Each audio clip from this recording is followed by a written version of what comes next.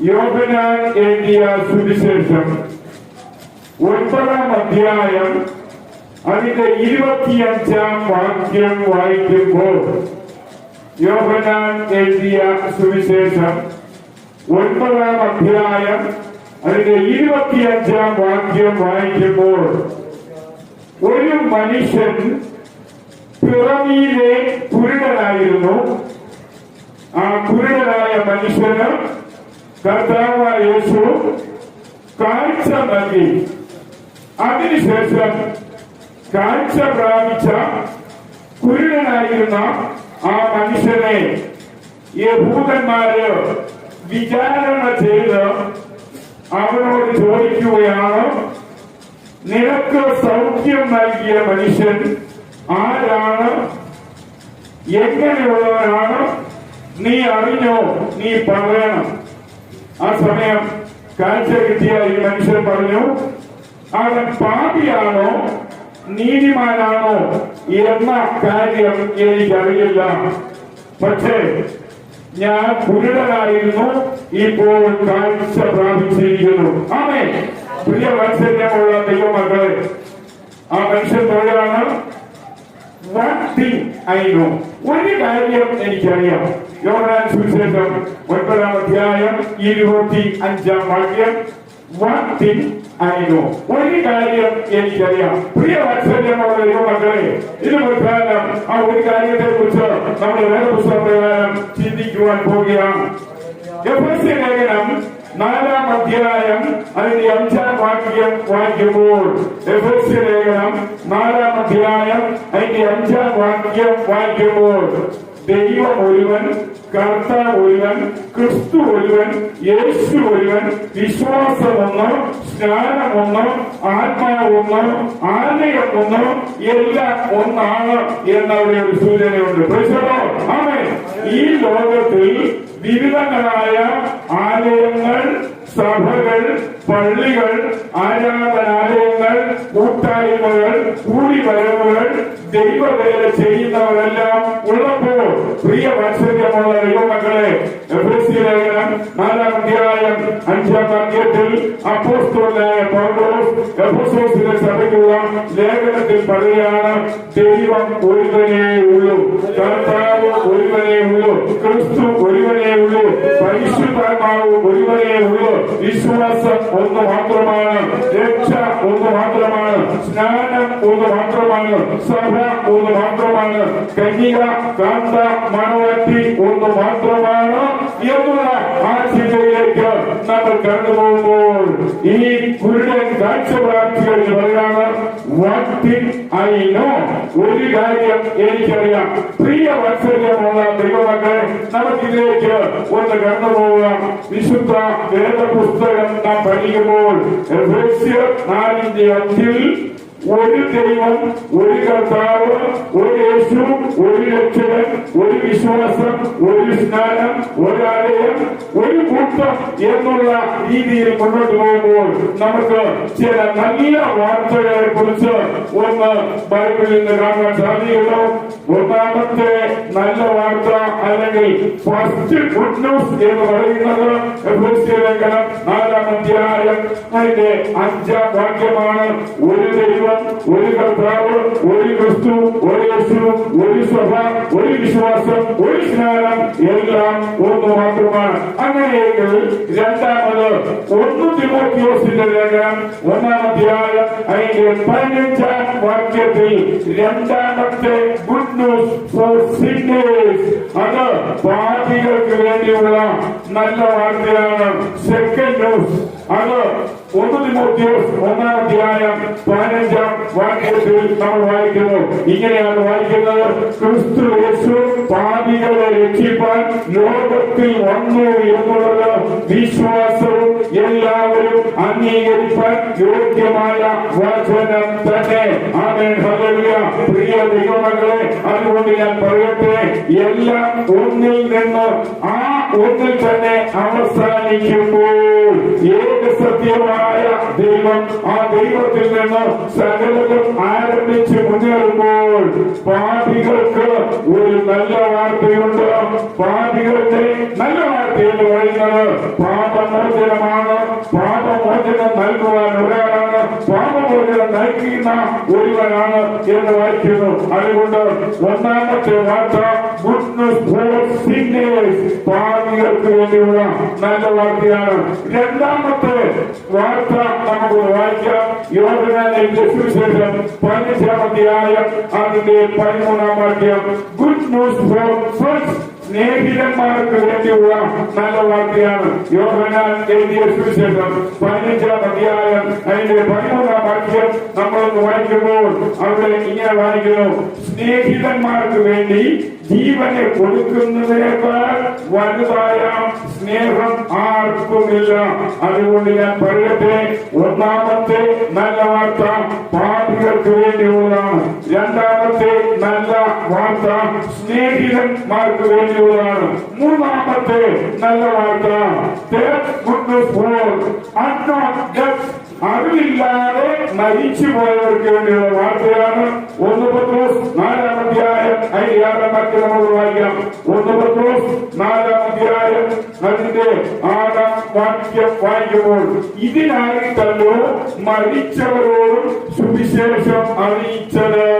പ്രിയ വാത്സല്യമുള്ള ദൈവമക്കളെ, നമുക്ക് മുൻപ് കർത്താവായ യേശു മനുഷ്യനായി മറിയാമിലൂടെ ജഡ അവതാരത്താൽ ഈ ഭൂമിയിലേക്ക് ഒരിക്കലായി വന്ന് ജീവിച്ച് മരിച്ച് അടക്കപ്പെട്ട് 3-ാം നാൾ ഉയർത്തെഴുന്നേറ്റ് 40 നാളോളം ഈ ഭൂമിയിൽ ജീവിച്ചിരിക്കുന്നവർക്ക് പ്രത്യക്ഷനായി അതിനുശേഷം സ്വർഗത്തിലേക്ക് മടങ്ങിപ്പോയെങ്കിൽ ഞാനൊരു സത്യം പറയട്ടെ, കർത്താവായ യേശു മനുഷ്യനായി ഈ ഭൂമിയിലേക്ക് അവതാരം ചെയ്യുന്നതിന് എത്രയോ നൂറ്റാണ്ടുകൾക്ക് മുമ്പ് ജീവിച്ചിരുന്ന് മരിച്ചുപോയവരും യേശുവാണ് ദൈവമെന്ന്, യേശുവാണ് കർത്താവെന്ന്, യേശുവാണ് വീണ്ടെടുക്കാനെന്ന്, യേശുവാണ് സകലത്തിന്റെ സകലമെന്ന് അവരും അറിയുവാൻ തക്കോണം കർത്താവായ യേശു മരിച്ചു കല്ലറയിൽ 3 ദിവസമായിരുന്നപ്പോൾ അവൻ എന്ത് ചെയ്തു അറിയാമോ? ഭൂമിയിലെ പാതാള പരീക്ഷയിലേക്കും ഭൂമിയിലെ ആ പശ്ചാത്തലത്തിൽ ജീവിച്ചിരുന്നവരുടെ അരികിലേക്ക് പോയി അവരോട് പറഞ്ഞു സാക്ഷാൽ സുവിശേഷം. പ്രിയ ദൈവമക്കളെ, മരിച്ചവരുടെ അടുക്കൽ പോയി സുവിശേഷം പറഞ്ഞ ഒറ്റ ഒരാള് കർത്താവായ യേശു മാത്രമാണ്. അതാണ് പത്രോസ് പറയുന്നത്. ഇതിനായിട്ടല്ലോ മരിച്ചവരോടും സുവിശേഷം അറിയിച്ചത്. അവൻ ജനസംബന്ധമായി മനുഷ്യരെ പോലെ വിധിക്കപ്പെട്ടുവെങ്കിലും ആത്മാവ് സംബന്ധമായി ദൈവത്തിനൊത്തവണ്ണം ജീവിക്കേണ്ടത്. അതുകൊണ്ട് പ്രിയ ദൈവമക്കളെ, ഒരു മനുഷ്യനും സുവിശേഷം അറിയാതിരിക്കുവാൻ പാടില്ല. ഹല്ലേലൂയ. സാധാരണ ലോകത്തിൽ ആൾക്കാർ പറയും സുവിശേഷം എത്താത്ത സ്ഥലമുണ്ട്.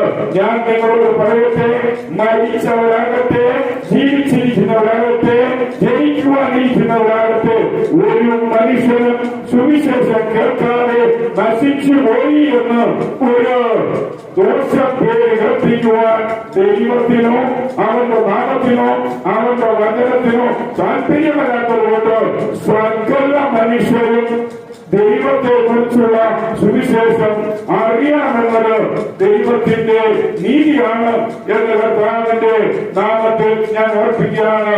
എല്ലാ മനുഷ്യർക്കും നല്ല വാർത്തയുണ്ട്, എല്ലാ മനുഷ്യർക്കും പുതിയ വാർത്തയുണ്ട്, എല്ലാ മനുഷ്യർക്കും പുത്തൻ വാർത്തയുണ്ട്, എല്ലാ മനുഷ്യർക്കും നവീന വാർത്തയുണ്ട്. അതിൽ ഒന്നാമത് ഗുഡ് ന്യൂസ് ഫോർ സിന്നേഴ്സ്, പാപികൾക്ക് വേണ്ടിയുള്ള വാർത്തയാണ്. രണ്ടാമത് ഗുഡ് ന്യൂസ് ഫോർ ഫ്രണ്ട്സ്, അത് സ്നേഹിതന്മാർക്ക് വേണ്ടിയുള്ള വാർത്തയാണ്. മൂന്നാമത്തത് good news for unknown death, അറിവില്ലാതെ മരിച്ചു പോയവർക്ക് വേണ്ടിയുള്ള വാർത്തയാണ്. നാലാമത് നമുക്ക് നോക്കാം ഗുഡ് ന്യൂസ് ഫോർ പ്രിസൺ, തടവുപുള്ളികൾക്കും സുവിശേഷമുണ്ട്. 1 പത്രോസ് 3-ാം അധ്യായം അതിന്റെ 19-ാം വാക്യം നമുക്ക് വായിക്കാം. 1 പത്രോസ് 3-ാം അധ്യായം 19-ാം വാക്യം. വാക്യം ആത്മാവിൽ അവൻ ചെന്ന് തടവിലുള്ള ആത്മാക്കളോട് പ്രസംഗിച്ചു. പ്രിയ വാത്സല്യമുള്ള ദൈവമക്കളെ, ന്യായവിധി കാത്ത് തടവിൽ കഴിഞ്ഞവർക്കും ഒരു സുവിശേഷം പറയുവാനുണ്ട്, കേൾക്കാനുണ്ട്, അറിയാനുണ്ട്, അംഗീകരിക്കാനുണ്ട്, വിശ്വസിക്കാനുണ്ട്. അതിന്റെ എല്ലാം പിന്നിൽ ഒരാളുണ്ട്. അപ്പൊ നമ്മൾ നോക്കുകയാണെങ്കിൽ പാപികൾക്ക് നല്ല വാർത്തയുണ്ട്, സ്നേഹിതന്മാർക്ക് നല്ല വാർത്തയുണ്ട്, അറിവില്ലാതെ മരിച്ചവർക്ക് നല്ല വാർത്തയുണ്ട്, തടവിലായിരിക്കുന്ന തടവ് പുള്ളികൾക്ക് നല്ല വാർത്തയുണ്ട്.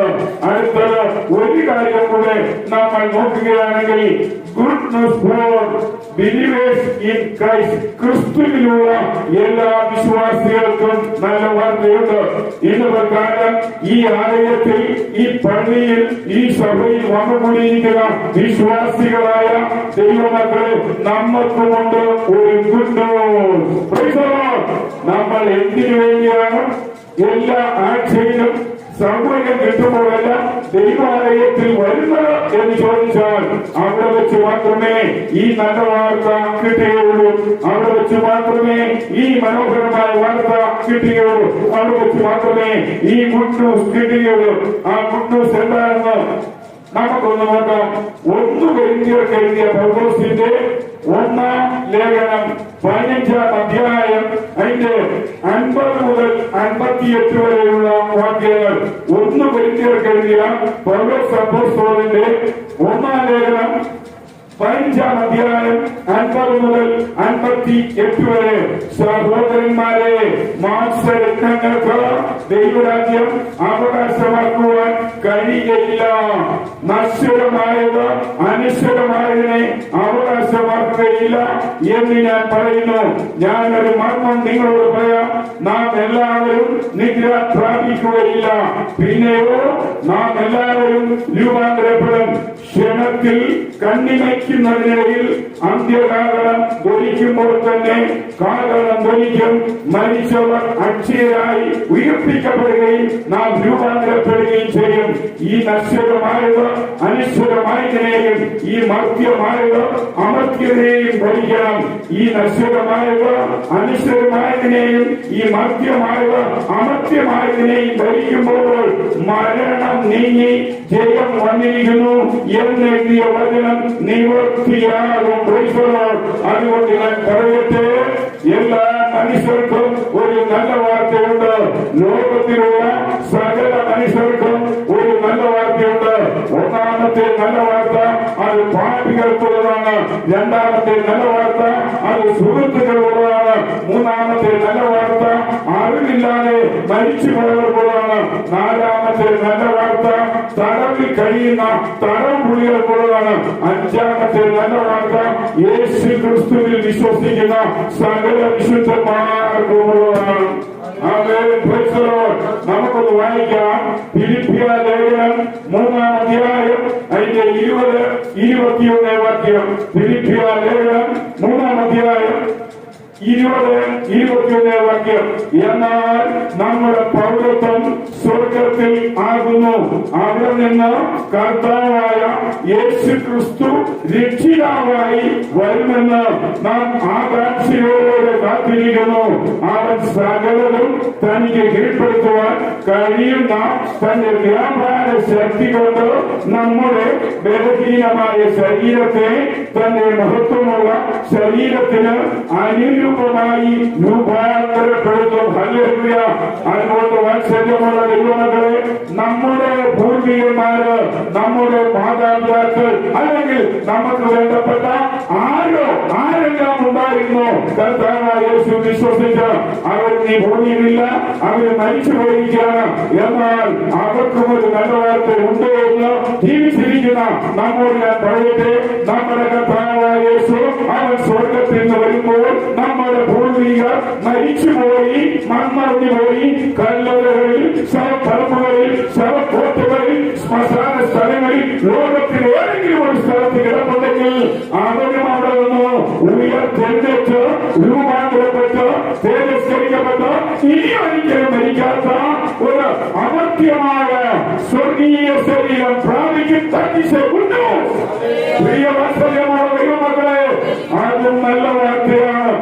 അതുകൊണ്ട് ഞാൻ പറയട്ടെ, പാർട്ടികൾക്ക് നല്ല വാർത്തയുണ്ട്, സുഹൃത്തുക്കൾക്ക് നല്ല വാർത്തയുണ്ട്, അറിവില്ലാതെ മരിച്ചുപോയവർക്ക് നല്ല വാർത്തയുണ്ട്, പല കുടികൾക്ക് നല്ല വാർത്തയുണ്ട്, യേശു ക്രിസ്തുവിൽ വിശ്വസിക്കുന്നവർക്കും നല്ല വാർത്തയുണ്ട്. 1 തെസ്സലോനി 4-ാം അധ്യായം അതിന്റെ 13 മുതൽ 17 വരെയുള്ള വാക്യങ്ങൾ വായിക്കുമ്പോൾ 1 തെസ്സലോനി 4-ാം അധ്യായം അതിന്റെ 13 മുതൽ, സഹോദരന്മാരെ, നിങ്ങൾ പ്രത്യാശയില്ലാത്ത മറ്റുള്ളവരെ പോലെ ദുഃഖിക്കാതിരിക്കുന്നതിന് നിദ്ര വരുന്നവരെ കുറിച്ച് അറിവില്ലാത്തവരായിരിക്കുമെന്ന് ഞങ്ങൾ ആഗ്രഹിക്കുന്നു. യേശു മരിക്കുകയും ഉയർത്തെഴുന്നേൽക്കുകയും ചെയ്തുവെന്ന് നാം വിശ്വസിക്കുന്നുവെങ്കിൽ അങ്ങനെ തന്നെ ദൈവം യേശുവിൽ നിദ്ര പ്രാപിച്ചവരെയും അവരോടുകൂടെ വരുത്തും.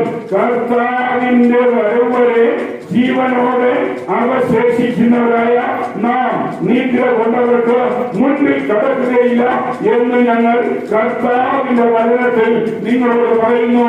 കർത്താവ് താൻ ഗംഭീര നാമത്തോടും പ്രധാനതയുടെ ശബ്ദത്തോടും ദൈവത്തിന്റെ കാലത്തോടും കൂടെ സ്വർഗത്തിൽ നിന്ന് ഇറങ്ങി വരികയും ക്രിസ്തുവിൽ മരിച്ചവർ ആദ്യം ഉയർത്തെഴുന്നേൽക്കുകയും ചെയ്യും. പിന്നെ ജീവനോടെ അവശേഷിക്കുന്ന നാം അവരോട് ഒരുമിച്ച് ആകാശത്തിൽ കർത്താവിനെ എതിരേൽക്കുവാൻ മേഘങ്ങളിൽ എടുക്കപ്പെടും. ഇങ്ങനെ നാം എപ്പോഴും കർത്താവിനോടുകൂടെ ആയിരിക്കും. ഈ വചനങ്ങൾ കൊണ്ട് അന്യോന്യം ആശ്വസിച്ചുകൊള്ളുന്നു. It is a good news for us. ആമേൻ, ഹല്ലേലൂയ. ഇത് നമുക്ക് വേണ്ടിയുള്ള നല്ല വാർത്തയാണ്. അതുകൊണ്ട് ഞാൻ പറയട്ടെ, ഈ ലോകത്തിലെ ഏത് ഭൂഖണ്ഡത്തിൽ, ഏത് രാജ്യത്തിൽ, കരയിലാകട്ടെ, കടലിലാകട്ടെ, ആകാശത്തിലാകട്ടെ, മറ്റേതെങ്കിലും അന്യഗ്രഹങ്ങളിലാകട്ടെ, എവിടെ ആരുണ്ടെങ്കിലും അവർക്കെല്ലാവർക്കും ഒരു വാർത്തയുണ്ട്, ഒരു വാർത്തയുണ്ട്, ഒരു വാർത്തയുണ്ട്. ആ വാർത്ത ഈ വേദപുസ്തകാധിഷ്ഠിതമായി കർത്താവായ യേശു ക്രിസ്തുവിൽ നിന്നുള്ള വാർത്തയാകാൻ, ആ വാർത്തയെ അതിലംഘിച്ച് എനിക്ക് സുവിശേഷം കിട്ടിയില്ല, എനിക്ക് രക്ഷ കിട്ടിയില്ല, എനിക്ക് വീണ്ടെടുപ്പ് കിട്ടിയില്ല, എനിക്ക് ഭാവമോചനം കിട്ടിയില്ല, എനിക്ക് അനുഗ്രഹം കിട്ടിയില്ല, എനിക്ക് നന്മ കിട്ടിയില്ല, എനിക്ക് സഹായം കിട്ടിയില്ല, എനിക്ക് നിത്യജീവൻ കിട്ടിയില്ല എന്ന് ആർക്കും പറഞ്ഞ് രക്ഷപ്പെട്ട് ആ ന്യായ ദിവസത്തിൽ അവന്റെ അടുക്കൽ നിന്ന് ഒഴിഞ്ഞു മാറുവാൻ ആവുന്നതല്ല. ആമേൻ. പ്രിയ ദൈവമക്കളെ, അതുകൊണ്ട് ഞാൻ പറയട്ടെ, പാപികൾക്ക് നല്ല വാർത്തയുണ്ട്, സ്നേഹിതന്മാർക്ക് നല്ല വാർത്തയുണ്ട്. അത് മാത്രമല്ല, അറിവില്ലാതെ മരിച്ചുപോയവർക്ക് നല്ല വാർത്തയുണ്ട്, തടവിൽ കഴിയുന്ന തടവുപുള്ളികൾക്ക് നല്ല വാർത്തയുണ്ട്, ക്രിസ്തുവിൽ വിശ്വസിക്കുന്ന എല്ലാവർക്കും നല്ല വാർത്തയുണ്ട്.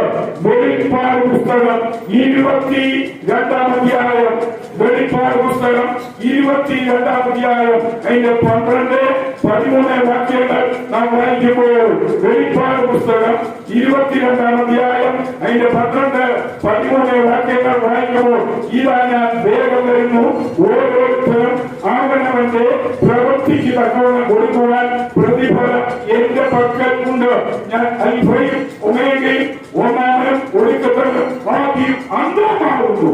പ്രിയവാത്സല്യമുള്ള ദൈവമക്കളെ, ഈ തൊഴിൽ മതം കെട്ടി ഈ ബൈബിളിലല്ലാതെ ലോകത്തിൽ ഒരിടത്തുമില്ല. ഇത്ര മതം കെട്ടിയെ ജീവന്റെ ജീവനായി പ്രാപിക്കപ്പെട്ടവർ നമ്മെ പോലെ ധാരാളമുള്ളത്. അതുകൊണ്ട് വാത്സല്യമുള്ള ദൈവമക്കളെ, നമ്മൾ ഒരിക്കലും ഒരു കാരണവശാലും പിന്നോട്ട് പോകരുത്. കാരണം നമ്മുടെ ജീവിതത്തെ മുന്നോട്ട് നയിക്കുവാൻ, ഉത്തേജിപ്പിക്കുവാൻ, ഉണർത്തുവാൻ, ഉത്സാഹിപ്പിക്കുവാൻ നമുക്ക് നല്ലൊരു വളർച്ചയും വർദ്ധനയും പുരോഗതിയും അത്യുന്നതമായ ഒരു ശ്രേണിയിലുള്ള ഒരു സംഗമവും നമ്മുടെ ജീവിതത്തിൽ കർത്താവിനാൽ വെച്ചിട്ടുണ്ട്. ആ വെച്ചിരിക്കുന്ന കാര്യം എന്തെന്ന് ചോദിച്ചാൽ ഈ നല്ല വാർത്തയാണ്, അതിന്റെ അടിസ്ഥാനത്തിലാണ്. അതുകൊണ്ട് ഞാൻ പറയട്ടെ, good news for all men. എല്ലാ മനുഷ്യർക്കും നല്ല വാർത്തയുണ്ട്. Number 2, good news for sinners. പാപികൾക്ക് നല്ല വാർത്തയുണ്ട്. Number 3, good news for friends. സ്നേഹിതന്മാർക്ക് നല്ല വാർത്തയുണ്ട്. Number 4, good news for unknown death. മരിച്ചുപോയ അറിവില്ലാത്തവർക്ക് നല്ല വാർത്തയുണ്ട്. 5ാമത്, ഗുഡ് ന്യൂസ് ഫോർ പ്രിസൺ. തടവുപുള്ളികളായിരിക്കുന്നവർക്ക് നല്ല വാർത്തയുണ്ട്. Finally good news for believing Christ. യേശു ക്രിസ്തുവിൽ വിശ്വസിക്കുന്നവർക്കും നല്ല വാർത്തയുണ്ട്. അതുകൊണ്ട് ഇനി ആരെങ്കിലും നിങ്ങളോട് എന്തിനാണ് പള്ളിയിൽ പോകുന്നത് എന്ന് ചോദിച്ചാൽ എനിക്കൊരു ഗുഡ് ന്യൂസ് അവിടെ ഉണ്ട്, അതിനുവേണ്ടിയാണ് നിങ്ങൾ പറയണം. അതിനായി കർത്താവ് നമ്മളെ സഹായിക്കട്ടെ. വേറെ ഒന്നും അവരോട് പറയണ്ട. എനിക്ക് ഒരു ഗുഡ് ന്യൂസ് അവിടെ ഉണ്ട്, അതിനുവേണ്ടി ഞാൻ പോവുകയാണെന്ന് പറഞ്ഞ് നിങ്ങൾ ആ ചോദ്യത്തിന് മറുപടി പറഞ്ഞ് മുന്നോട്ട് പോവാം. ഒരിക്കൽ ആ നല്ല വാർത്ത നമ്മളെ അനന്തതയിൽ കൊണ്ടെത്തിക്കും. അതിനായി കർത്താവ് നമ്മെ ഏറെ സഹായിക്കുമാറാകട്ടെ. അതിനായി നമുക്ക് ദൈവസ്ഥലിൽ പ്രതീക്ഷയോടെ പ്രത്യാശയോടെ പ്രാർത്ഥിച്ചു കൊണ്ടുപോകാം. ആമേൻ.